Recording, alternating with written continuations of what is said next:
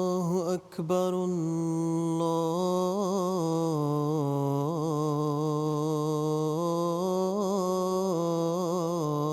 الله أكبر.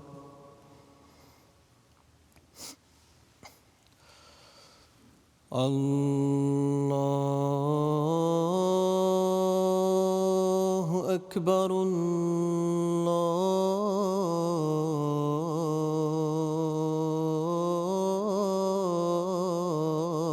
الله أكبر.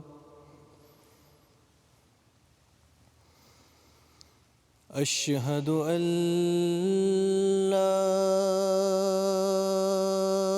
إله إلا الله.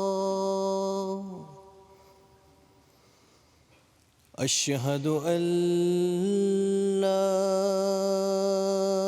إله إلا الله.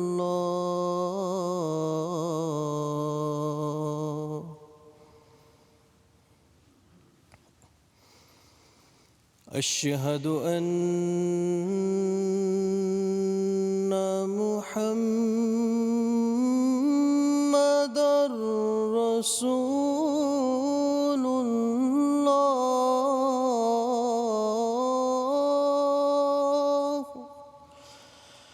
أشهد أن محمدًا رسول الله.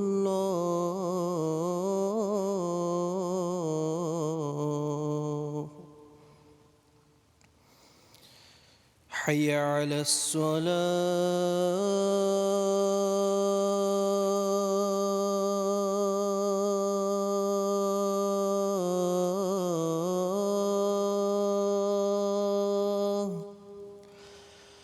حي على الصلاة.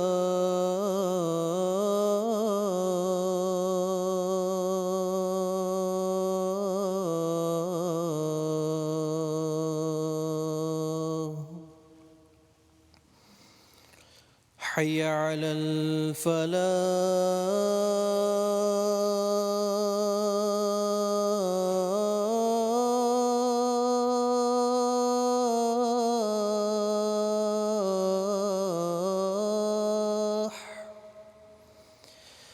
حي على الفلاح.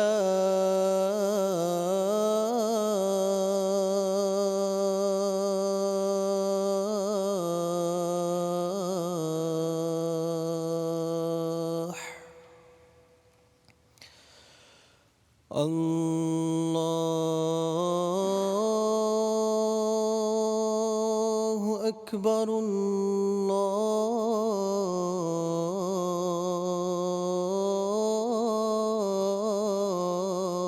الله أكبر. لا إله إلا الله.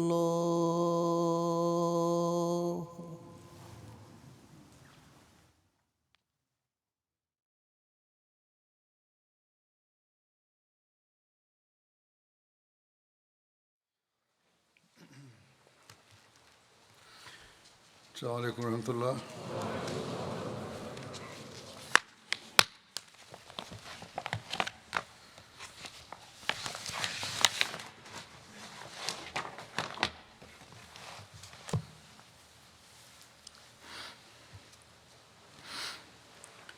أشهد أن لا إله إلا الله وحده لا شريك له وأشهد أن محمدًا عبده ورسوله. أما بعد فأعوذ بالله من الشيطان الرجيم. بسم الله الرحمن الرحيم. الحمد لله رب العالمين الرحمن الرحيم مالك يوم الدين إياك نعبد وإياك نستعين اهدنا الصراط المستقيم صراط الذين أنعمت عليهم غير المغضوب عليهم ولا الضالين.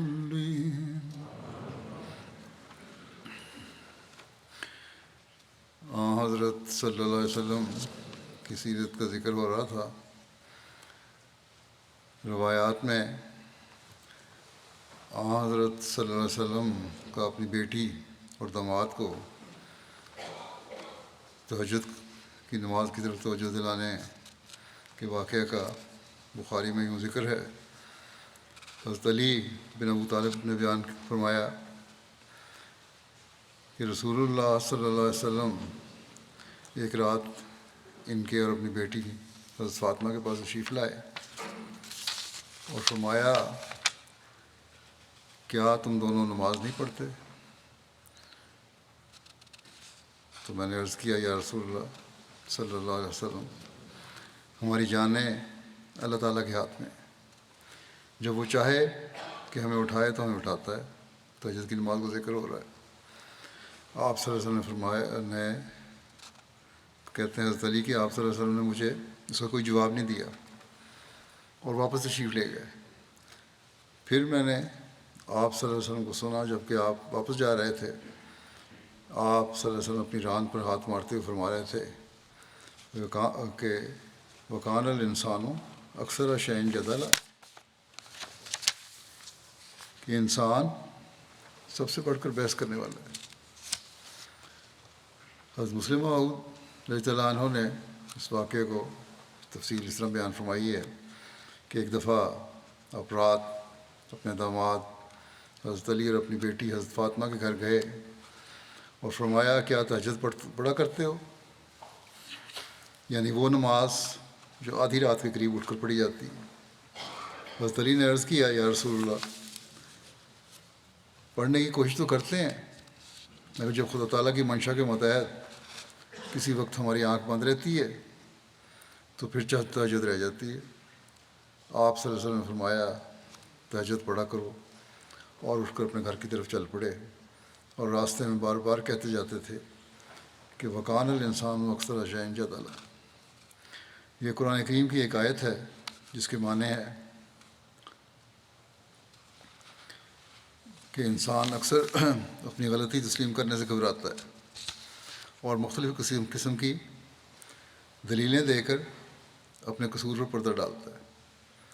مطلب یہ تھا کہ بجائے اس کے کہ حضرت علی اور حضرت فاطمہ یہ کہتے کہ ہم سے کبھی کبھی غلطی بھی ہو جاتی ہے، انہوں نے یہ کیوں کہا کہ جب خدا تعالیٰ کا منشا ہوتا ہے کہ ہم نہ جاگیں تو ہم سوئے رہتے ہیں، اور اپنی غلطی کو اللہ تعالیٰ کی طرف کیوں منسوب کر لیا. اس بات کو مزید کھول کر بیان کرتے ہوئے حضرت مسلم موعود فرماتے ہیں ایک جگہ کہ حضرت علی اپنا ایک واقعہ بیان فرماتے ہیں جس سے ثابت ہوتا ہے کہ ایک موقع پر جب کہ حضرت علی نے آپ کو ایسا جواب دیا جس میں بحث اور مقابلے کا طرز پایا جاتا تھا، تو بجائے اس کے کہ آپ صلی اللہ علیہ وسلم ناراض ہوتے یا خفگی کا اظہار کرتے، آپ نے ایک ایسی لطیف طرز اختیار کی کہ حضرت علی غالباً اپنی زندگی کے آخری ایام تک اس کی حلاوت سے مزہ اٹھاتے رہے ہوں گے، اور انہوں نے جو لطف اٹھایا ہوگا وہ تو انہی کا حق تھا. اب بھی حضرت صلی اللہ علیہ وسلم کے اس اظہار ناپسندیدگی کو معلوم کر کے ہر ایک باریک بین نظر محو حیرت ہو جاتی ہے.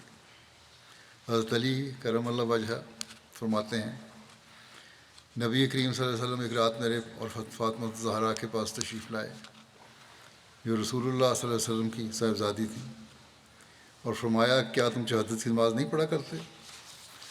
میں نے جواب دیا کہ یا رسول اللہ ہماری جانیں تو اللہ تعالیٰ کے قبضے میں ہیں، اور جب وہ اٹھانا چاہتا ہے اٹھا دیتا ہے۔ آپ صلی اللہ علیہ وسلم اس بات کو سن کر لوٹ گئے اور مجھے کچھ نہیں کہا۔ پھر میں نے آپ سے سنا اور آپ پیٹھ پھیر کر کھڑے ہوئے تھے، اور آپ نے اپنی ران پر ہاتھ مار کر کہہ رہے تھے کہ انسان تو اکثر باتوں میں بحث کرنے لگ پڑتا ہے۔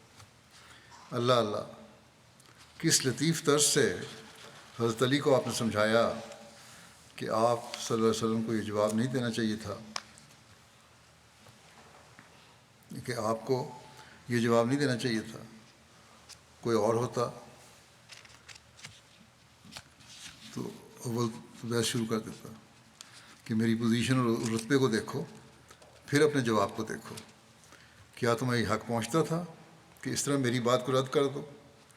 یہ نہیں تو کم از کم بحث شروع کر دیتا کہ یہ تمہارا دعویٰ غلط ہے کہ انسان مجبور ہے اور اس کے تمام افعال اللہ تعالیٰ کے قبضے میں ہیں، وہ جس طرح چاہے کرواتا ہے، چاہے نماز کی توفیق دے چاہے نہ دے۔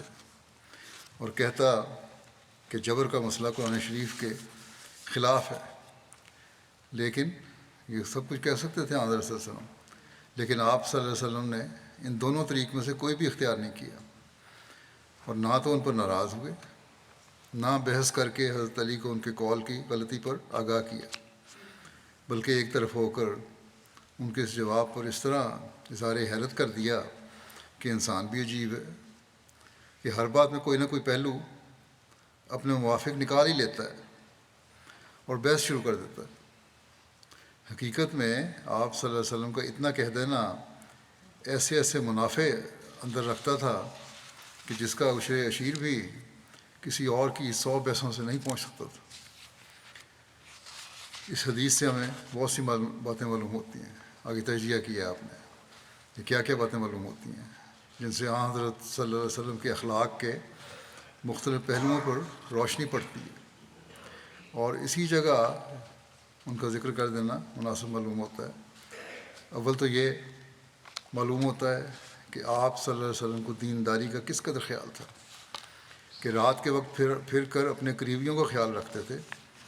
بہت لوگ ہوتے ہیں جو خود تو نیک ہوتے ہیں، لوگوں کو بھی نیکی کی تعلیم دیتے ہیں، لیکن ان کے گھر کا حال خراب ہوتا ہے، اور ان میں یہ مادہ نہیں ہوتا کہ اپنے گھر کے لوگوں کی بھی اصلاح کریں، اور انہی لوگوں کی نسبت مثل مشہور ہے کہ انہی لوگوں کے متعلق نسبت مثل مشہور ہے کہ چراغ تلے اندھیرا، یعنی جس طرح چراغ اپنے آس پاس تمام اشیاء کو روشن کر دیتا ہے لیکن خود اس کے نیچے اندھیرا ہوتا ہے، اسی طرح یہ لوگ دوسروں کو تو نصیحت کرتے پھرتے ہیں مگر اپنے گھر کی فکر نہیں کرتے کہ ہماری روشنی سے ہمارے اپنے گھر کے لوگوں کو لوگ کیا فائدہ اٹھا رہے ہیں۔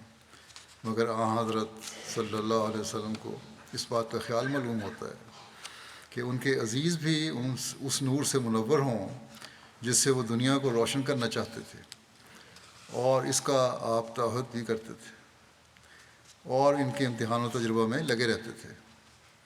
اور تربیت اعزاء ایک ایسا اعلیٰ درجہ کا جوہر ہے جو اگر آپ صلی اللہ علیہ وسلم میں نہ ہوتا تو آپ کے اخلاق میں ایک قیمتی چیز کی کمی رہ جاتی، لیکن آپ کیونکہ اعلیٰ اخلاق پہ قائم تھے اس لیے یہ جوہر بھی آپ میں خوب تھا۔ دوسری بات یہ معلوم ہوتی ہے کہ آپ صلی اللہ علیہ وسلم کو اس تعلیم پر کامل یقین تھا جو آپ دنیا کے سامنے پیش کرتے تھے، اور ایک منٹ کے لیے بھی آپ اس پر شک نہیں کرتے تھے۔ اور جیسا کہ لوگ اعتراض کرتے ہیں کہ نعوذ باللہ دنیا کو الو بنانے کے لیے اور اپنی حکومت جمانے کے لیے آپ صلی اللہ علیہ وسلم نے یہ سب کارخانہ بنایا تھا، مخالفین اسلام یہ اعتراض کرتے ہیں ورنہ آپ کو کوئی وحی نہیں آتی تھی۔ کئی اورینٹلسٹ اس طرح ہی لکھتے رہتے ہیں، اور اس کافر بھی یہی کہا کرتے تھے۔ یہ بات نہ تھی، بلکہ آپ صلی اللہ علیہ وسلم کو اپنے رسول اور خدا کے مامور ہونے پر ایسا سلج قلب تھا، اتنا پکا یقین تھا جس کی نظیر دنیا میں نہیں ملتی، کیونکہ ممکن ہے کہ لوگوں میں آپ صلی اللہ علیہ وسلم بناوٹ سے کام لے کر اپنی سچائی کو ثابت کرتے ہوں، لیکن یہ خیال نہیں کیا جا سکتا کہ رات کے وقت ایک شخص خاص طور پر اپنی بیٹی اور داماد کے پاس جائے اور ان سے دریافت کرے کہ کیا وہ اس عبادت کو بھی بجا لاتے ہیں جو اس نے فرض نہیں کی، بلکہ اس کا ادا کرنا مومنوں کے اپنے حالات پر چھوڑ دیا ہے، اور جو آدھی رات کے وقت اٹھ کر ادا کی جاتی ہے۔ اس وقت آپ صلی اللہ علیہ وسلم کو جانا اور اپنی بیٹی اور داماد کو ترغیب دینا کہ وہ تہجد بھی ادا کیا کریں، اس کامل یقین پر دلالت کرتا ہے جو آپ صلی اللہ علیہ وسلم کو اس تعلیم پر تھی جس پر آپ لوگوں کو چلانا چاہتے تھے۔ ورنہ ایک مفتری انسان جو جانتا ہو کہ ایک تعلیم پر چلنا ایک سا ہے، اپنی اولاد کو ایسے پوشیدہ وقت میں اس تعلیم پر عمل کرنے کی نصیحت نہیں کر سکتا۔ چلنا یا نہ چلنا ایک جیسا ہے، اپنی تعلیم پر چلنے کی نصیحت نہیں کر سکتا اپنی اولاد کو۔ یہ اسی وقت ہو سکتا ہے جب ایک آدمی کے دل میں یقین ہو کہ اس تعلیم پر چلے بغیر کمالات حاصل نہیں ہو سکتے۔ تیسری بات وہی ہے جس کے ثابت کرنے کے لیے یہ واقعہ بیان کیا ہے کہ حضرت صلی اللہ علیہ وسلم ہر ایک بات کو سمجھانے کے لیے تحمل سے کام لیا کرتے تھے، اور بجائے لڑنے کے محبت اور پیار سے کسی کو اس کی غلطی پر آگاہ فرماتے تھے۔ چنانچہ اس موقع پر جب حضرت علی نے آپ کے سوال کو اس طرح رد کرنا چاہا کہ جب ہم سو جائیں تو ہمارا کیا اختیار ہے کہ ہم جاگیں، کیونکہ سویا ہوا انسان اپنے آپ پر قابو نہیں رکھتا، جب وہ سو گیا تو اب اسے کیا خبر ہے کہ فلاں وقت آ گیا ہے، اب میں فلاں کام کر لوں۔ اللہ تعالیٰ آنکھیں کھول دے تو نماز ادا کر لیتے ہیں، ورنہ مجبوری ہوتی ہے، کیونکہ اس وقت الارم کی گھڑیاں وغیرہ بھی نہیں تھیں۔ اس بات کو سن کر حضرت صلی اللہ علیہ وسلم کو حیرت ہونی ہی تھی، کیونکہ آپ صلی اللہ علیہ وسلم کے دل میں جو ایمان تھا وہ کبھی آپ کو ایسا غافل نہ ہونے دیتا تھا کہ تہجد کا وقت گزر جائے اور آپ صلی اللہ علیہ وسلم کو خبر نہ ہو۔ اس لیے آپ صلی اللہ علیہ وسلم نے دوسری طرف منہ کر کے صرف یہ کہہ دیا کہ انسان بات نہیں مانتا، جھگڑتا ہے، یعنی تم کو آئندہ کے لیے کوشش کرنی چاہیے تھی کہ وقت ضائع نہ ہو، نہ کہ اس طرح ٹالنا چاہیے تھا۔ چنانچہ حضرت علی کرم اللہ وجہ فرماتے ہیں کہ میں نے پھر کبھی تہجد میں ناغہ نہیں کیا۔ بس یہ واقعہ ہمیں تہجد پڑھنے کی طرف توجہ دلانے کے لیے یاد رکھنا چاہیے،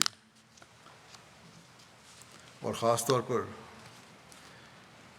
مربیان اور واقفین زندگی اور عہدیداران کو اس طرف خاص توجہ دینی چاہیے۔ راتوں کی دعائیں ہیں جو اللہ تعالیٰ کے فضل کو زیادہ کھینچتی ہیں، اور آج کل دنیا کو تباہی سے بچانے کے لیے ان کی خاص طور پر ضرورت ہے۔ پھر واقعات میں غزوہ بنو قینقاع کا ذکر آتا ہے جو 2 ہجری میں ہوئی۔ اس کے بارے میں لکھا ہے کہ نبی کریم صلی اللہ علیہ وسلم کے مدینہ ہجرت کر جانے کے بعد عرب کے کفار کا معاملہ ایک جیسا نہ رہا، وہ 3 قسموں میں بڑھ چکے تھے۔ ایک وہ تھے جن سے آپ صلی اللہ علیہ وسلم نے اس شرط پر صلح کر لی تھی کہ وہ نہ تو آپ صلی اللہ علیہ وسلم سے جنگ کریں گے اور نہ ہی آپ صلی اللہ علیہ وسلم کے خلاف آپ کے دشمنوں کی مدد کریں گے۔ یہ معاہدہ کرنے والے یہود کے 3 قبائل بنو قریظہ، بنو نذیر اور بنو قینقاع تھے۔ دوسرے وہ تھے جنہوں نے آپ صلی اللہ علیہ وسلم سے عداوت کی، آپ صلی اللہ علیہ وسلم کے خلاف جنگ کی، وہ قریش تھے۔ تیسرے وہ لوگ تھے جنہوں نے آپ صلی اللہ علیہ وسلم کو چھوڑ دیا، وہ آپ صلی اللہ علیہ وسلم کے انجام کے منتظر تھے، جیسے عرب کے قبائل، دیگر قبائل۔ ان کی صورتحال بھی ایک جیسی نہیں تھی۔ ان میں کچھ ایسے تھے جو دل ہی دل میں یہ چاہتے تھے کہ مسلمانوں کو غلبہ حاصل ہو جائے، جیسے قبیلہ بنو خزاعہ تھا۔ بعض لوگوں کا معاملہ اس کے برعکس تھا، جیسے بنو بکر کے لوگ تھے۔ کچھ ایسے بھی تھے جو ظاہر طور پر مسلمانوں کے ساتھ تھے، لیکن اندر خانہ نبی صلی اللہ علیہ وسلم کے دشمنوں کا ساتھ دیتے تھے۔ یہ منافقین تھے۔ جب آپ صلی اللہ علیہ وسلم مدینہ تشریف لائے تو آپ صلی اللہ علیہ وسلم نے سب یہود سے معاہدہ کیا آپ اور ان کے صلی اللہ علیہ وسلم اور ان کے مابین معاہدہ لکھا گیا. ہر قوم اپنے حلیف کے ساتھ مل گئی. اب آپ نے اپنے اور ان کے مابین امان نامہ لکھا. ان پر بہت سی شرائط عائد کیں. ان میں سے ایک شرط یہ تھی کہ وہ آپ صلی اللہ علیہ وسلم کے خلاف کسی دشمن کی مدد نہیں کریں گے.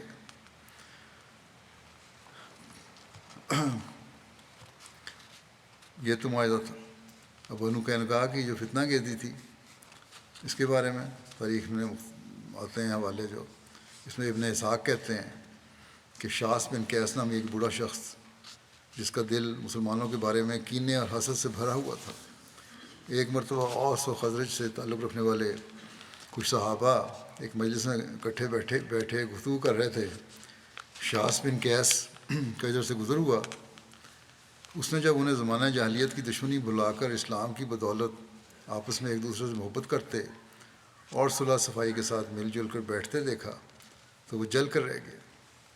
اس نے بے ساختہ کہا، بنو کیلا یعنی اوس و خزرج کے سردار اس شہر پہ متحد ہو چکے تھے کہ اللہ کی قسم، بنو کیلا ان سرداروں کا اوس و خزرج کے جو متحد ہو گئے تھے، کہ اللہ کی قسم جب ان کے معزز لوگ متحد ہو گئے تو ہمارے لیے یہاں ان کے ساتھ رہنے کا کوئی ٹھکانہ نہیں. بھڑکانے کی کوشش کی. اس کے ساتھ ایک یہودی نوجوان تھا. اس نے اسے یہ حکم دیا کہ تم ان کے پاس جاؤ اور ان کے ساتھ بیٹھ جاؤ. پھر ان کے سامنے جنگ بواس اور اس سے پہلے کے واقعات کا ذکر چھیڑو. اور اس کے متعلق انہوں نے آپس میں جو اشعار کہے تھے ان میں سے بھی کچھ شعر سناؤ. جنگ بواس جو زمانہ جاہلیت میں اوس و خزرج کے درمیان برپا ہوئی تھی، اس میں اوس کو خزرج پر کامیابی حاصل ہوئی تھی. اس وقت اوس کا سردار حزیر بن سماک اشلی تھا. یہ حضرت اسید کا والد تھا. خزرج کا سردار عمر بن نعمان بیازی تھا. یہ دونوں اس جنگ میں مارے گئے تھے. اس جوان یہودی نے مسلمانوں میں بیٹھ کر وہی ذکر چھیڑا اور آگ بھڑکائی. اوس و خزرج کے سوئے ہوئے پرانے جذبات پھر بھڑک اٹھے اور وہ مشتعل ہو گئے. ان کے درمیان تو میں شروع ہو گئی. وہ آپس میں جھگڑنے اور ایک دوسرے پر فخر جتانے لگے. بات اس قدر بڑھ گئی کہ دونوں قبیلوں میں سے ایک آدمی آمنے سامنے گھٹنوں کے بل بیٹھ گئے اور آپس میں تکرار کرنے لگے. مقابلہ بڑھ گیا. اوس کی طرف سے اوس بن قزی تھے اور خزرج کی طرف سے جبار بن صخر. بحث کے دوران ان میں سے ایک نے دوسرے سے کہہ دیا کہ اگر تم چاہو تو ہم اس جنگ کو اب دوبارہ چھیڑ کر تازہ کر دیں. چنانچہ دونوں فریق غصے میں آ گئے اور بولے، ہم تیار ہیں. تمہارے اب ایک طرف مسلمان ہو چکے ہیں، دوسری طرف ہی جہالت بھی چل رہی ہے ساتھ. اور پھر یہ کہنے لگے کہ تمہارے وعدے کی جگہ ہررا ہے.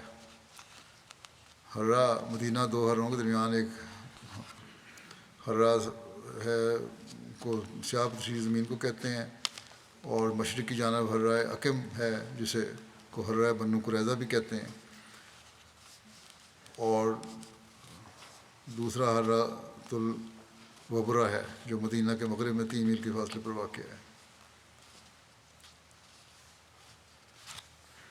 اچھا، مشرق کی جانب ہررا عقم ہے اور اس کو ہررا بنو قریظہ بھی کہتے ہیں. دوسرا ہررات الوبرا ہے جو مغرب کی جانب ہے. ایک مشرق کی جانب ایک مغرب کی جانب، دینوں کے درمیان میں 3 میل کا فاصلہ ہے. ساتھ ہی شور برپا ہو گیا، ہتھیار. اس کے بعد ماحول انتہائی گرم ہو گیا اور دونوں طرف سے زور شور سے جنگ کی تیاریاں ہونے لگیں. دونوں قبیلوں کے لوگ وقت مقررہ پر ہررا کی طرف نکل پڑے. قریب تھا کہ خونریز جنگ شروع ہو جاتی، لیکن اللہ کا کرنا ایسا ہوا کہ رسول اللہ صلی اللہ علیہ وسلم کو اس ساری صورتحال کی اطلاع پہنچ گئی. خبر سنتے ہی آپ فوراً مہاجر صحابہ کو ساتھ لے کر اوس و خزرج کے لوگوں کے پاس تشریف لے گئے.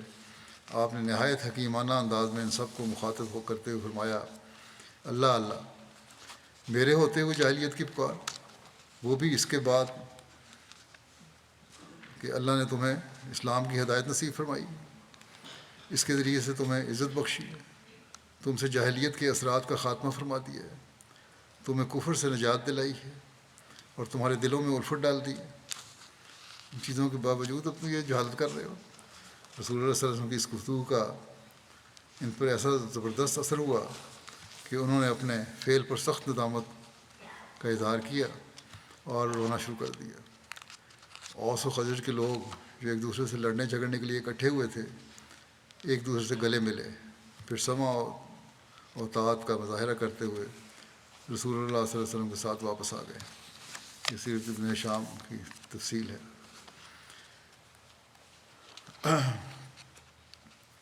یہود کی طرف سے معاہدہ کی خلاف ورزی کے بارے میں لکھا ہے کہ جب غزوہ بدر میں اللہ تعالیٰ نے مسلمانوں کو شاندار فتح عطا فرمائی تو ان لوگوں کی سرکشی کھل کر سامنے آ گئی، اور حضرت صلی اللہ علیہ وسلم اور مسلمانوں سے ان کا حسد ظاہر ہو گیا۔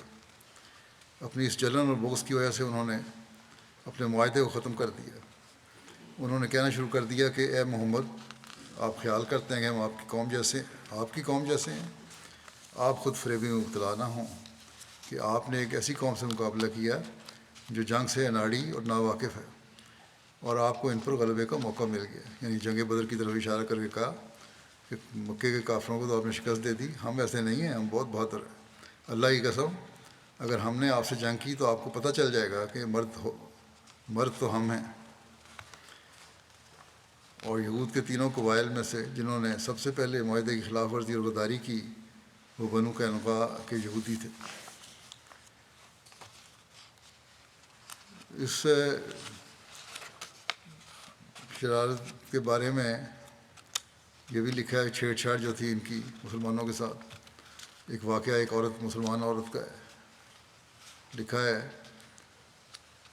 کہ رسول اللہ صلی اللہ علیہ وسلم سے ان کی دعوت کے اظہار کے ساتھ ساتھ یہ واقعہ بھی ہوا کہ ایک انصاری کی بیوی اپنا تجارتی سامان لے کر بنو قینقاع کے بازار میں آئی، جس میں اونٹ اور بکریاں وغیرہ تھیں، تاکہ یہ مال فروخت کر کے نفع حاصل کرے۔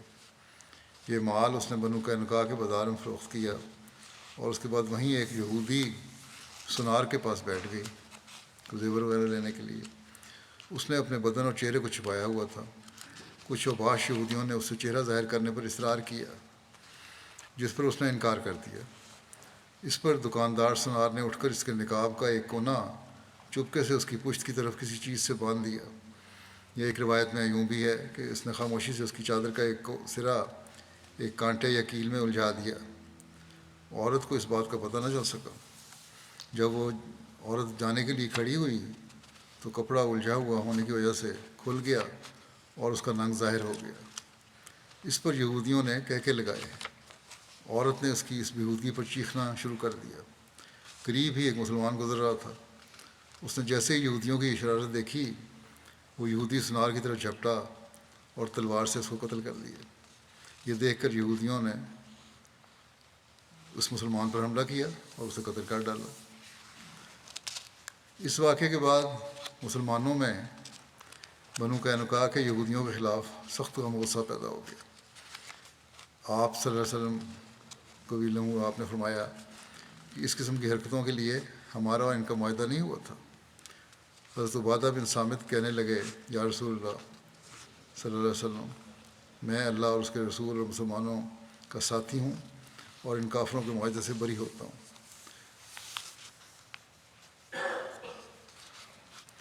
بہرحال حضرت صلی اللہ علیہ وسلم نے بنو قینقاع کو سمجھانے کی کوشش کی،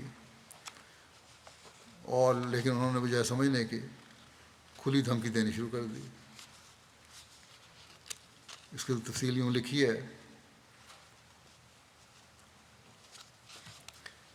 کہ بنو قینقاع کو جمع کر کے آن صلی اللہ علیہ وسلم نے فرمایا کہ اے گروہ یہود، اللہ سے ایسی تباہی نازل ہونے سے بچنے کی کوشش کرو جیسی بدر کے موقع پر قریش کے اوپر نازل ہوئی ہے۔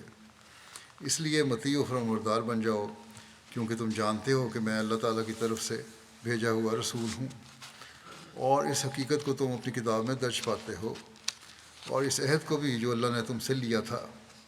انہوں نے کہا، اے محمد صلی اللہ علیہ وسلم، آپ شاید یہ سمجھتے ہیں کہ ہم بھی آپ کے قوم والوں کی طرح ہیں۔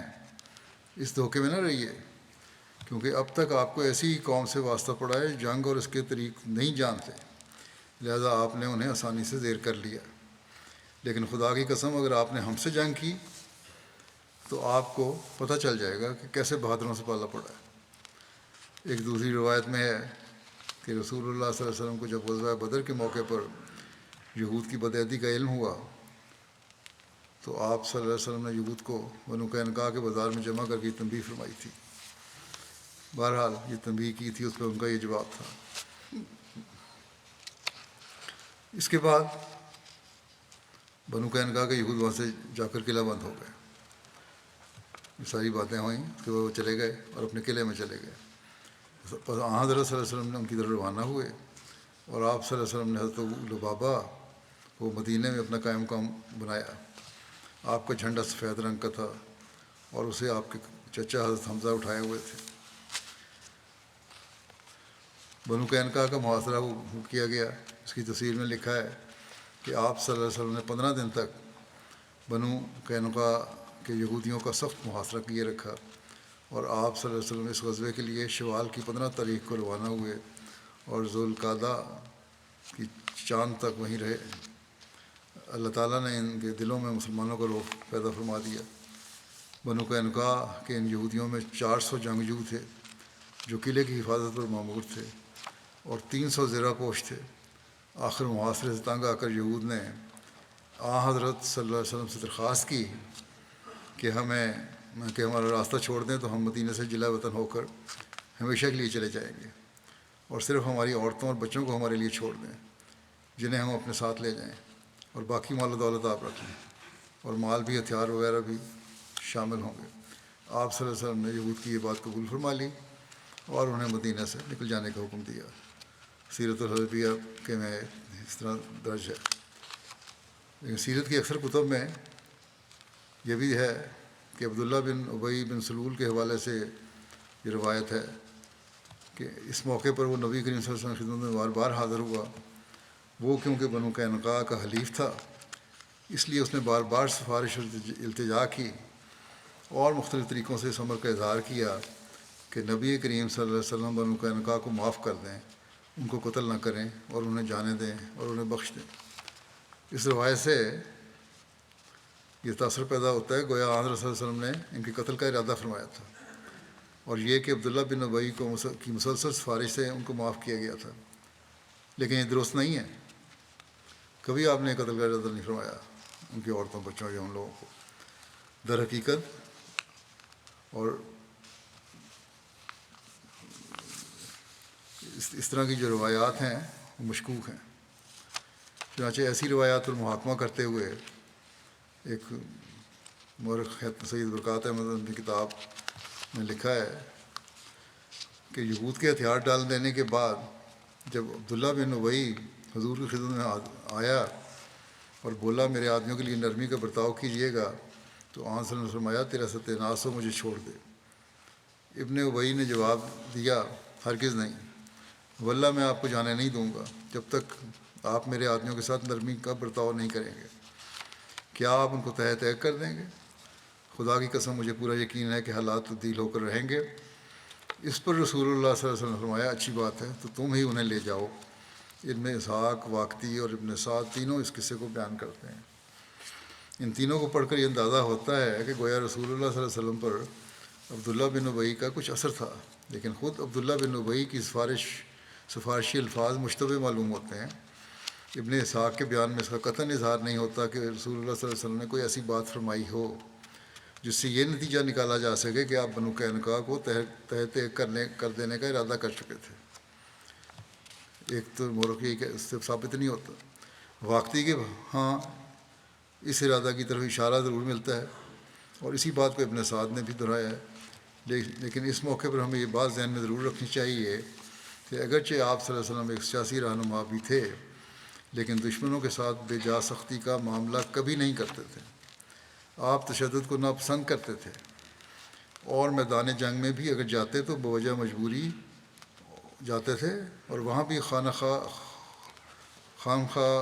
خون ریزی سے پرہیز کرتے تھے۔ بہرحال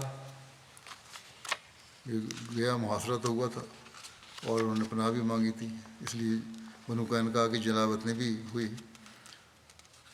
اس کا تفصیل یوں ہے، اس یہودی قبیلہ کے درخواست کے مطابق ان کو جلا وطن کرنے کا فیصلہ کیا گیا، اور یہود کو مدینہ سے جلا وطن کرنے کی ذمہ داری آپ صلی اللہ علیہ وسلم نے حضرت عبادہ بن صامت کے سپرد فرمائی، اور مدینہ سے 3 دن میں نکل جانے کی مہلت دی۔ چنانچہ وہ 3 دن میں مدینہ سے نکل گئے۔ ایک قول یہ ہے کہ یہود نے عبادہ سے مزید مہلت طلب کی، لیکن آپ صلی اللہ علیہ وسلم نے 1 گھنٹے کی مزید مہلت دی اور اپنی نگرانی میں جلا وطن کیا۔ یہ لوگ یہاں سے نکل کر شام کے علاقے ازریات چلے گئے۔ شام کی طرف ایک شہر ہے۔ ایک قول یہ بھی ہے کہ جلا وطن کرنے پر حضرت محمد بن مسلمہ کو مامور فرمایا تھا، عین ممکن ہے کہ دونوں کو یہ ذمہ داری سپرد کی ہو۔ بہرحال یہود کے گھروں سے کافی ہتھیار ملے جب وہ لوگ چلے گئے تو، کیونکہ یہ دوسرے یہودیوں میں سے سب سے زیادہ مالدار اور سب سے زیادہ بہادر اور جنگجو لوگ تھے۔ آپ صلی اللہ علیہ وسلم نے ان کے ہتھیاروں میں سے اپنے لیے 3 کمانیں، 2 زرہیں، 3 تلواریں اور 3 نیزے منتخب فرمائے۔ کمانوں کے نام کتوم، روحا اور بیضاء ہے۔ کتوم غزوہ احد میں ٹوٹ گئی تھی۔ 2 زرہیں جن کے نام سغدیہ اور فضہ ہیں، اسی طرح 3 نیزے اور 3 تلواریں منتخب فرمائیں۔ ایک تلوار کو قلی، دوسرے کو بطار کہا جاتا تھا، تیسری کا کوئی نام نہیں تھا۔ سیرۃ الحلبیہ کی یہ روایت ہے۔ بنو قینقاع کے غزوے کا ذکر سیرۃ ختم النبیین میں یوں ہے، جس وقت آن حضرت صلی اللہ علیہ وسلم مکے سے ہجرت کر کے مدینہ میں تشریف لائے تھے، اس وقت مدینہ میں یہود کے 3 قبائل آباد تھے۔ ان کے نام بنو قینقاع، بنو نذیر اور بنو قریظہ تھے۔ آن حضرت صلی اللہ علیہ وسلم نے مدینہ میں آتے ہی ان قبائل کے سامنے امن و امان کے معاہدے کر لیے اور آپس میں صلح اور امن کے ساتھ رہنے کی بنیاد ڈالی۔ معاہدے کی روح سے فریقین اس بات کے ذمہ دار تھے کہ مدینہ میں امن و امان قائم رکھیں، اور اگر کوئی بیرونی دشمن مدینہ پر حملہ آور ہو تو سب مل کر اس کا مقابلہ کریں۔ شروع میں تو یہود اس معاہدے کے پابند رہے، اور کم از کم ظاہری طور پر انہوں نے مسلمانوں کے ساتھ کوئی جھگڑا پیدا نہیں کیا، لیکن جب انہوں نے دیکھا کہ مسلمان مدینہ میں زیادہ اقتدار حاصل کرتے جاتے ہیں تو ان کے تیور بدلنے شروع ہو گئے، اور انہوں نے مسلمانوں کی اس بڑھتی ہوئی طاقت کو روکنے کا تہیہ کر لیا، اور اس غرض کے لیے انہوں نے ہر قسم کی جائز و ناجائز تدابیر اختیار کرنی شروع کی، حتیٰ کہ انہوں نے اس بات کی کوشش سے بھی دریغ نہیں کیا کہ مسلمانوں کے اندر پھوٹ پیدا کر کے خانہ جنگی شروع کرا دیں۔ چنانچہ روایت آتی ہے کہ ایک موقع پر قبیلہ اوس اور خزرج کے بہت سے لوگ اکٹھے بیٹھے ہوئے تھے، وہاں محبت اتفاق سے باتیں کر رہے تھے۔ بعض فتنہ پرداز یہود نے اس مجلس میں پہنچ کر جنگ بعاث کا تذکرہ شروع کر دیا۔ یہ وہ خطرناک جنگ تھی جو ان 2 قبائل کے درمیان ہجرت سے چند سال قبل ہوئی تھی، اور جس میں اوس و خزرج کے بہت سے لوگ ایک دوسرے کے ہاتھ سے مارے گئے تھے۔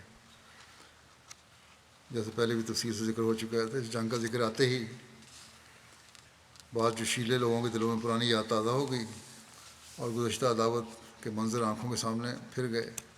چنانچہ نتیجہ یہ ہوا کہ باہم نوک جھونک اور تان و تشنیع سے گزر کر نوبت یہاں تک پہنچ گئی کہ اسی مجلس میں مسلمانوں کے اندر تلوار کھنچ گئی، اور خیر گزری کہ آن حضرت صلی اللہ علیہ وسلم کو بر وقت اس کی اطلاع مل گئی، اور آپ صلی اللہ علیہ وسلم مہاجرین کی ایک جماعت کے ساتھ فوراً موقع پر تشریف لے آئے اور فریقین کو سمجھا بجھا کر ٹھنڈا کیا۔ پھر ملامت بھی فرمائی کہ تم میرے ہوتے ہوئے جاہلیت کا طریقہ اختیار کرتے ہو اور خدا کی اس نعمت کی قدر نہیں کرتے کہ اس نے اسلام کے ذریعے تمہیں بھائی بھائی بنا دیا۔ انصار پر آپ کی نصیحت کا ایسا اثر ہوا کہ ان کی آنکھوں سے آنسو جاری ہو گئے اور اپنی اس حرکت سے طائب ہو کر ایک دوسرے سے بغلگیر ہو گئے۔ جب جنگ بدر ہو چکی اور اللہ تعالیٰ نے اپنے فضل سے مسلمانوں کو باوجود ان کی قلت اور بے سر و سامانی کے قریش کے ایک بڑے جرار لشکر پر نمایاں فتح دی اور مکے کے بڑے بڑے عمائد خاک میں مل گئے، تو مدینے کے یہودیوں کی آتش حسد بھڑک اٹھی۔ اور انہوں نے مسلمانوں کے ساتھ کھلم کھلا نوک جھونک شروع کر دی اور مجلسوں میں برملا طور پر کہنا شروع کیا کہ قریش کے لشکر کو شکست دینا کون سی بڑی بات تھی، ہمارے ساتھ محمد صلی اللہ علیہ وسلم کا مقابلہ ہو تو ہم بتا دیں گے کس طرح لڑا کرتے ہیں۔ حتیٰ کہ ایک مجلس میں انہوں نے خود حضرت صلی اللہ علیہ وسلم کے منہ پر اسی قسم کے الفاظ کہے۔ چنانچہ روایت آتی ہے کہ جنگ بدر کے بعد جب حضرت صلی اللہ علیہ وسلم مدینہ تشریف لائے تو آپ نے ایک دن یہودیوں کو جمع کر کے ان کو نصیحت فرمائی اور اپنا دعویٰ پیش کر کے اسلام کی طرف دعوت دی۔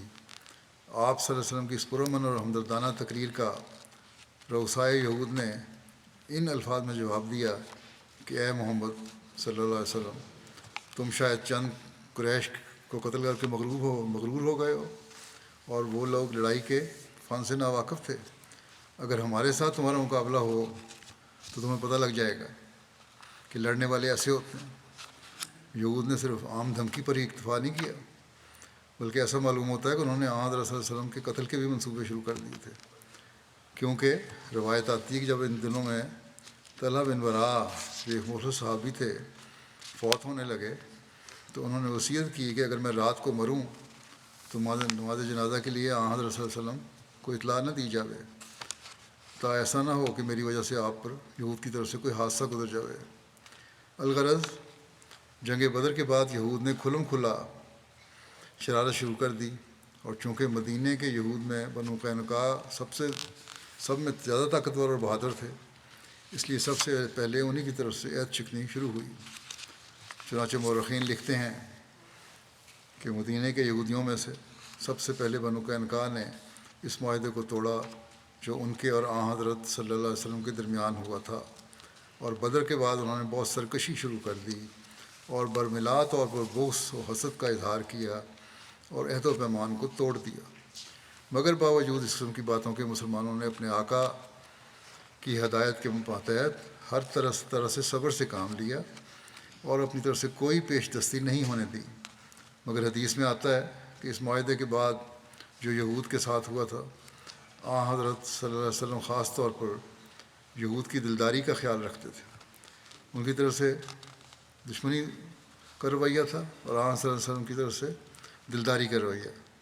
چنانچہ ایک دفعہ ایک مسلمان اور ایک یہودی میں کچھ اختلاف ہو گیا۔ یہودی نے حضرت موسیٰ کی تمام انبیاء پر فضیلت بیان کی۔ صحابی کو اس پر غصہ آیا اور اس نے یہودی کے ساتھ کچھ سختی کی اور حضرت صلی اللہ علیہ وسلم کو افضل الرسل بیان کیا۔ جب حضرت صلی اللہ علیہ وسلم کو اس واقعے کی اطلاع ہوئی تو آپ ناراض ہوئے اور اس صحابی کو ملامت فرمائی اور کہا کہ تمہارا یہ کام نہیں کہ تم خدا کے رسولوں کی ایک دوسرے پر فضیلت بیان کرتے پھرو۔ اور پھر آپ نے موسیٰ کی ایک جزوی فضیلت بیان کر کے یہودی کی دلداری فرمائی۔ مگر باوجود اس دلدارانہ سلوک کے یہودی اپنی شرارت میں ترقی کرتے گئے اور بالآخر یہود کی طرف سے ہی جنگ کا باعث پیدا ہوا اور ان کی قلبی عداوت ان کے سینوں میں سما نہ سکی۔ اور یہ اس طرح پر ہوا کہ ایک مسلمان خاتون بازار میں ایک یہودی کی دکان پر کچھ سودا خریدنے کے لیے گئی، جیسا کہ ذکر ہو چکا ہے تفصیل سے۔ بعض شریف یہودیوں نے جو اس دکان پر بیٹھے ہوئے تھے اسے نہایت و باشانہ طریق پر چھیڑا، اور خود دکاندار نے شرارت کی کہ اس عورت کے تہہ بند کے نچلے کونے کو اس کی بے خبری کی حالت میں کسی کانٹے وغیرہ سے اس کی پیٹھ کے کپڑے سے ٹانک دیا۔ نتیجہ یہ ہوا کہ جب وہ عورت ان کے باشانہ طریق کو دیکھ کر وہاں سے اٹھ کر لوٹنے لگی تو وہ ننگی ہو گئی۔ اس پر اس یہودی دکاندار اور اس کے ساتھیوں نے زور سے کہکا لگایا اور ہنسنے لگے۔ مسلمان خاتون نے شرم کے مارے ایک چیخ ماری اور مدد چاہی۔ اتفاق سے ایک مسلمان اس وقت قریب موجود تھا، وہ لپک کر موقع پر پہنچا اور وہاں لڑائی میں یہودی دکاندار مارا گیا، جس پر چاروں طرف سے اس مسلمان پر تلواریں برس پڑیں اور وہ غیور مسلمان وہیں پر ڈھیر ہو گیا۔ مسلمانوں کی اس واقعے کا علم ہوا تو غیرت قومی سے ان کی آنکھوں میں خون اتر آیا، اور دوسری طرف یہودی جو اس واقعے کو لڑائی کا بہانہ بنانا چاہتے تھے ہجوم کر کے اکٹھے ہو گئے اور ایک بلوے کی صورت پیدا ہو گئی۔ حضرت صلی اللہ علیہ وسلم کو اطلاع ہوئی تو آپ نے رؤسائے بنو قینقاع کو جمع کر کے کہا کہ یہ طریقہ اچھا نہیں۔ اب آپ کا طریقہ دیکھ لیں کس طرح آپ نے کوشش کی کہ کسی طرح معاملہ ٹھنڈا ہو۔ تم ان شرارتوں سے باز آ جاؤ اور خدا سے ڈرو۔ انہوں نے بجائے اس کے کہ اظہار افسوس و ندامت کرتے اور معافی کے طالب بنتے، سامنے سے ناہید متمردانہ جواب دیے، یعنی بڑی سرکشی اور نافرمانی والے جواب دیے، اور پھر وہی دھمکی دہرائی کہ بدر کی فتح پر غرور نہ کرو، جب ہم سے مقابلہ ہوگا تو پتہ لگ جائے گا کہ لڑنے والے ایسے ہوتے ہیں۔ ناچار آپ صلی اللہ علیہ وسلم صحابہ کی ایک جمعیت کے ساتھ لے کر بنو قینقاع کے قلعوں کی طرف روانہ ہو گئے۔ اب یہ آخری موقع تھا کہ وہ اپنے افعال پر پشیمان ہوتے۔ جب آپ روانہ ہوئے تو اب بھی معافی مانگ لیتے تو ختم ہو جاتا معاملہ، مگر وہ سامنے سے جنگ پر آمادہ تھے۔ الغرض جنگ کا اعلان ہو گیا اور اسلام اور یہودیت کی طاقتیں ایک دوسرے کے مقابلے پر نکل آئیں۔ اس زمانے کے دستور کے مطابق جنگ کا ایک طریق یہ بھی ہوتا تھا کہ اپنے قلعوں میں محفوظ ہو کر بیٹھ جاتے تھے اور فریق مخالف قلعوں کا محاصرہ کر لیتا تھا، اور موقع موقع پر گاہے گاہے ایک دوسرے کے خلاف حملے ہوتے رہتے تھے، حتیٰ کہ یا تو محاصرہ کرنے والی فوج قلعے پر قبضہ کرنے سے مایوس ہو کر محاصرہ اٹھا لیتی تھی اور یہ محصورین کی فتح سمجھی جاتی تھی، اور یا محصورین مقابلے کی تاب نہ لا کر قلعے کا دروازہ کھول کر اپنے آپ کو فاتحین کے سپرد کر دیتے تھے۔ اس موقع پر بھی بنو قینقاع نے یہی طریقہ اختیار کیا اور اپنے قلعوں میں بند ہو کر بیٹھ گئے۔ حضرت صلی اللہ علیہ وسلم نے ان کا محاصرہ کیا اور 15 دن تک برابر محاصرہ جاری رہا۔ بالآخر جب بنو قینقاع کا سارا زور اور غرور ٹوٹ گیا تو انہوں نے اس شرط پر اپنے قلعوں کے دروازے کھول دیے کہ ان کے اموال مسلمانوں کے ہو جائیں گے، مگر ان کی جانوں اور ان کے اہل و عیال پر مسلمانوں کا کوئی حق نہیں ہوگا۔ حضرت صلی اللہ علیہ وسلم نے اس شرط کو منظور فرما لیا، کیونکہ گو موسوی شریعت کی روح سے یہ سب لوگ واجب القتل تھے، اور معاہدے کی روح سے ان لوگوں پر موسوی شریعت کا فیصلہ ہی جاری ہونا چاہیے تھا، مگر اس قوم کا یہ پہلا جرم تھا۔ اور حضرت صلی اللہ علیہ وسلم کی رحیم و کریم طبیعت انتہائی سزا کی طرف، جو ایک آخری علاج ہوتا ہے، ابتدائی قدم پر مائل نہیں ہو سکتی تھی، لیکن دوسری طرف ایسے بد عہد اور معاند قبیلہ کا مدینہ میں رہنا بھی ایک مارے آستین کے پالنے سے کم نہ تھا، خصوصاً جب اوس اور خزرج کا ایک منافق گروہ پہلے سے مدینہ میں موجود تھا، اور بیرونی جانب سے بھی تمام عرب کی مخالفت نے مسلمانوں کا ناک میں دم کر رکھا تھا۔ ایسے حالات میں حضرت صلی اللہ علیہ وسلم کو یہی فیصلہ ہو سکتا تھا کہ بنو قینقاع مدینہ سے چلی جائیں۔ یہ سزا ان کے جرم کے مقابلے میں اور نیز اس زمانے کے حالات کو ملحوظ رکھتے ہوئے ایک بہت نرم سزا تھی، اور دراصل اس میں صرف خود حفاظتی کا پہلو ہی مد نظر تھا، ورنہ عرب کی خانہ بدوش اقوام کے نزدیک نقل مکانی کوئی بڑی بات نہیں تھی، خصوصاً جبکہ کسی قبیلے کی جائیدادیں زمینوں اور باغات کی صورت میں نہ ہوں۔ ان لوگوں اور بنو قینقاع کی نہیں تھیں، کوئی ان کی جائیدادیں ایسی نہیں تھیں جو غیر منقولہ ہوں، جو وہاں رہنے جن کو زمینیں یا اس قسم کی جائیدادیں جن پر ان کا انحصار ہو، اور پھر سارے کے سارے قبیلے کو بڑے امن کے ساتھ ایک جگہ کو چھوڑ کر دوسری جگہ جا کر آباد ہونے کا موقع مل جائے۔ چنانچہ بنو قینقاع بڑے اطمینان کے ساتھ مدینہ چھوڑ کر شام کی طرف چلے گئے۔ ان کی روانگی کے متعلق ضروری اہتمام اور نگرانی وغیرہ کا کام حضرت صلی اللہ علیہ وسلم نے اپنے صحابی عبادہ بن صامت کے سپرد فرمایا تھا، جو ان کے حلفاء میں سے تھے، یہ ان کے بنو قینقاع کے حلیف تھے۔ چنانچہ عبادہ بن صامت چند منزل تک بنو قینقاع کے ساتھ گئے اور پھر انہیں حفاظت کے ساتھ آگے روانہ کر کے واپس لوٹ آئے۔ مال غنیمت جو مسلمانوں کے ہاتھ آیا وہ صرف آلات حرب اور آلات پیشہ زرگری پر مشتمل تھا۔ بنو قینقاع کے متعلق بعض روایتوں میں ذکر آتا ہے کہ جب ان لوگوں نے اپنے قلعوں کے دروازے کھول کر اپنے آپ کو حضرت صلی اللہ علیہ وسلم کے سپرد کر دیا تو ان کی بدعہدی اور بغاوت اور شرارتوں کی وجہ سے آپ کا ارادہ ان کے جنگجو مردوں کے قتل کرا دینے کا تھا، اور عبداللہ بن ابی بن سلول رئیس منافقین کی سفارش پر آپ نے ارادہ ترک کر دیا۔ لیکن محققین نے اس روایت کو صحیح تسلیم نہیں کیا، کیونکہ جب دوسری روایات میں صریحاً مذکور ہے کہ بنو قینقاع نے اس شرط پر دروازے کھولے تھے کہ ان کی اور ان کے اہل و عیال کی جان بخشی کی جائے گی، تو یہ ہرگز نہیں ہو سکتا تھا کہ حضرت صلی اللہ علیہ وسلم اس شرط کو قبول کر لینے کے بعد دوسرا طریقہ اختیار کرتے اور اس شرط کو توڑ دیتے۔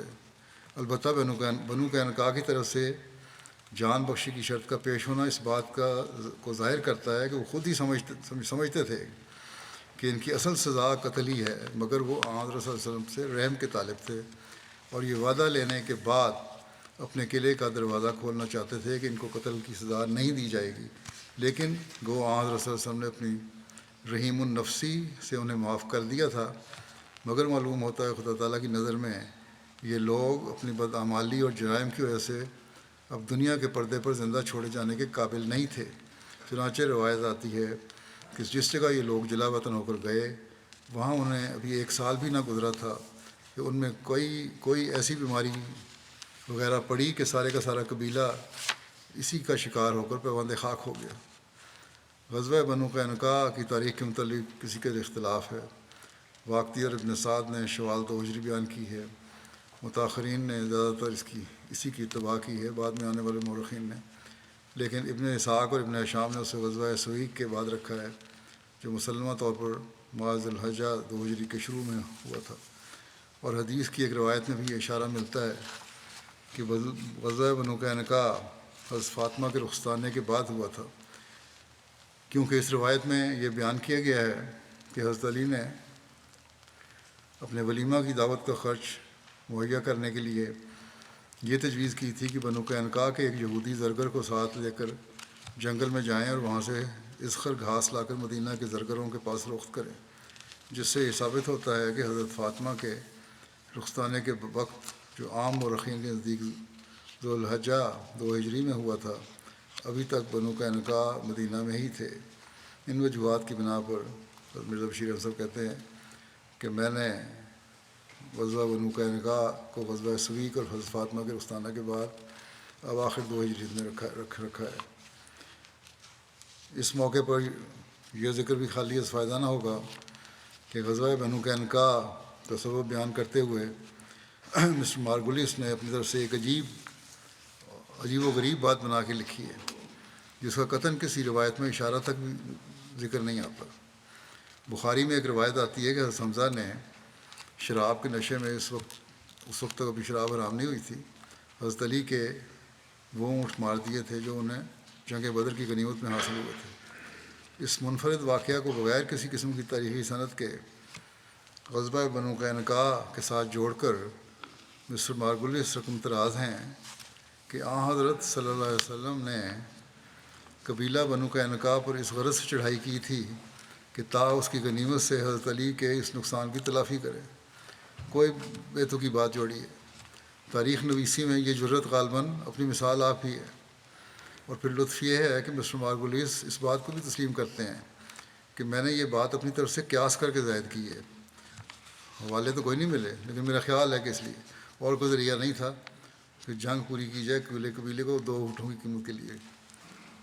عجیب سوچیں ان کی۔ مستشرقین یا غیر مسلم تاریخ دان جو ہیں بغض اور عداوت میں اتنے بڑے ہوئے ہیں مسلمانوں کی کہ تاریخ کو توڑ مروڑ کر پیش کرنا ان کے لیے بڑا آسان ہے، اور یہ اکثر جگہ نظر آتا ہے۔ بہرحال باقی باتیں انشاءاللہ آئندہ۔ جو آج کل دنیا کے حالات ہیں ان کی یاد دہانی دوبارہ میں دعا کے لیے کروا دوں۔ حماس اور اسرائیل کی جنگ اور اس کے نتیجے میں معصوم فلسطینی عورتوں اور بچوں کی شہادتیں بڑھتی جا رہی ہیں۔ جنگ کے حالات جس تیزی سے شدت اختیار کر رہے ہیں اور اسرائیل کی حکومت اور بڑی طاقتیں جس پالیسی پر عمل کرتی نظر آ رہی ہیں، اس سے تو عالمی جنگ اب سامنے کھڑی نظر آ رہی ہے۔ اور اب تو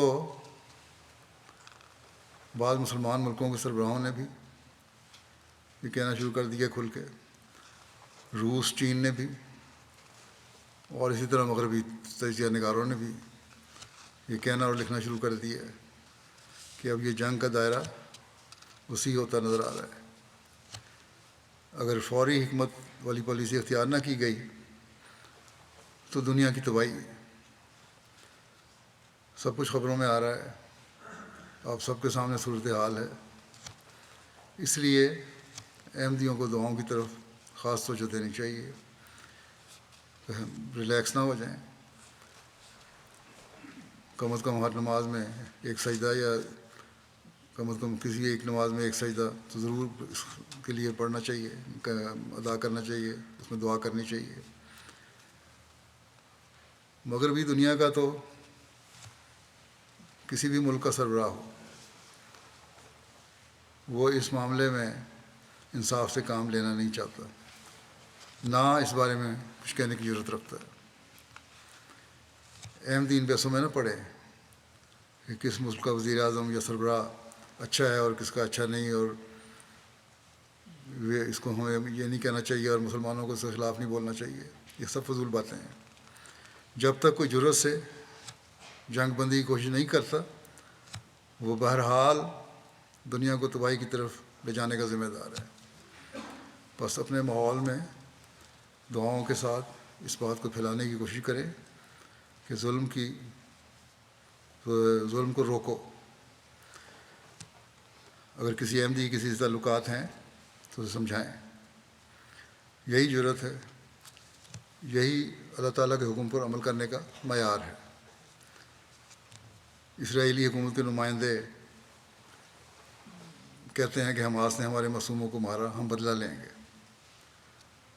اور یہ بدلہ اب تمام حدیں پار کر گیا ہے۔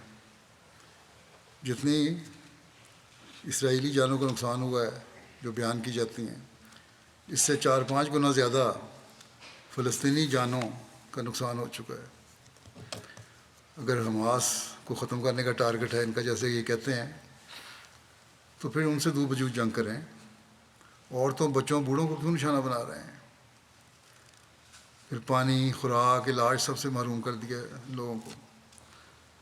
حقوق انسانی اور جنگوں کے اصول کے تمام دعوے یہاں آ کر ان حکومتوں کے ختم ہو جاتے ہیں۔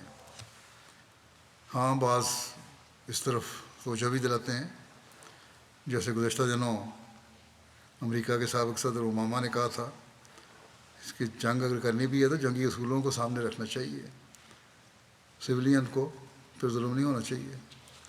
UN کے سیکرٹری جنرل صاحب بھی بولے تھے۔ اس پر اسرائیل کی حکومت نے شور مچا دیا۔ تو باقی دنیا کے امن کے دعوے داروں نے اپنے آپ کو اس کا سب سے بڑا امن کو قائم کرنے والا سمجھتے ہیں، یا چیمپئن سمجھتے ہیں۔ سیکرٹری جنرل کے بیان کی تائید میں کچھ نہیں بولے، بلکہ ناپسندگی کا اظہار کیا انہوں نے۔ بہرحال حالات خطرناک ہیں اور خطرناک تر ہوتے جا رہے ہیں۔ مغربی میڈیا ایک طرف کی خبریں تو بڑھا چڑھا کر دیتا ہے، اور دوسری طرف کی ایک کونے میں چھوٹی سی خبر، جیسے گزشتہ دنوں ایک رہائی پانے والی جو عورتیں تھیں، ایک عورت نے کہا کہ مجھ سے قید میں بہتر سلوک ہوا، اس کی خبر تو ایک کونے میں چلی گئی۔ اور جو یہ بیان ہے کہ حماس کی قید جہنم تھی، اسے مستقل بڑی خبر کا حصہ بنا کے پیش کیا جاتا ہے۔ انصاف تو یہ ہے کہ سب صورتحال سامنے رکھی جائے، پھر دنیا کو اپنا فیصلہ کرنے دیں کہ کون ظالم ہے، کون مظلوم ہے، اور کس حد تک یہ جنگ جائز ہے اور کہاں جا کے یہ ختم ہونی چاہیے۔ تو دنیا کے سامنے ساری صورتحال آنی چاہیے، نہ کہ ایک طرفہ رائے۔ بہرحال ہمیں دعاؤں کی طرف بہت توجہ دینی چاہیے۔ ظلم کو ختم کرنے کے لیے اپنے دائرے میں کوشش بھی کرنی چاہیے اور دعا بھی۔ مسلمان مظلوموں کے لیے بھی اور مسلمان حکومتوں کو ایک جامع اور دیرپا منصوبہ بندی بنانے کے لیے بھی دعا کرنی چاہیے۔ مسلمانوں کی مشکلات دور ہونے کے لیے ہمیں خاص درد رکھنا چاہیے۔ ہم تو اس مسیح موعود کے ماننے والے ہیں جس نے مسلمانوں کے لیے باوجود اس کے کہ تکلیفیں ہمیں پہنچتی رہتی ہیں ان سے، اپنے جذبات کا اظہار یوں کیا کہ اے دل تو نیز خاطر اینا نگاہ دار، کآخر کنند دعوی حب پیغمبروں۔ اے دل، تو ان لوگوں کا لحاظ رکھ، آخر وہ میرے پیغمبر کی محبت کا دعویٰ کرتے ہیں۔ بس حضرت صلی اللہ علیہ وسلم سے محبت کا تقاضا ہے کہ ہم مسلمانوں کے لیے بہت دعا کریں. اللہ تعالیٰ ہمیں اس کی توفیق بھی دے اور مسلمانوں کو بھی اور دنیا کو عقل بھی دے.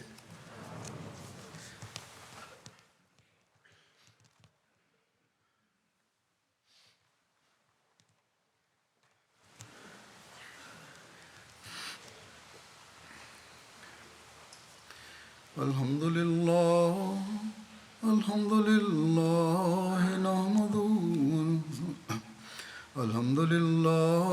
نحمده ونستعينه ونستغفره ونؤمن به ونتوكل عليه ونعوذ بالله من شرور أنفسنا ومن سيئات أعمالنا. من يهده الله فلا مضل له ومن يضلل فلا هادي له. ونشهد أن لا إله إلا الله ونشهد أن محمدا عبده ورسوله.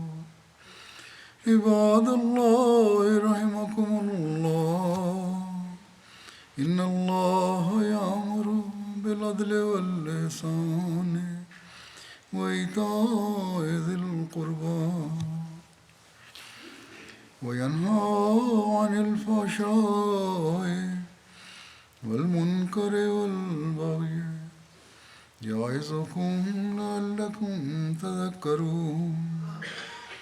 اذكروا الله يذكركم وادعوه يستجب لكم ولذكر الله